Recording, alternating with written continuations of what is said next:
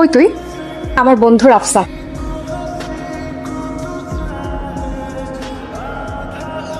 বাইরে যাই।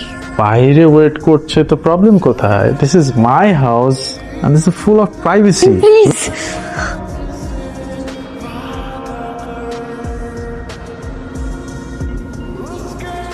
Anika, Maybe come.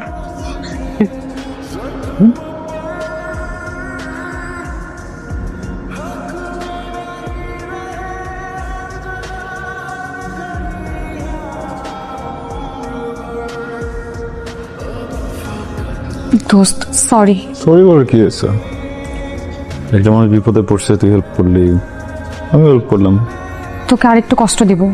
আবার কি? আমার তো বাসায় ফিরতে হবে, তোর তো বাসায় না ফিরলেও সমস্যা হবে না। বলছিলাম কি দোস্ত, প্লিজ তুই আজ রাতটা অনিকার সাথে থেকে যা।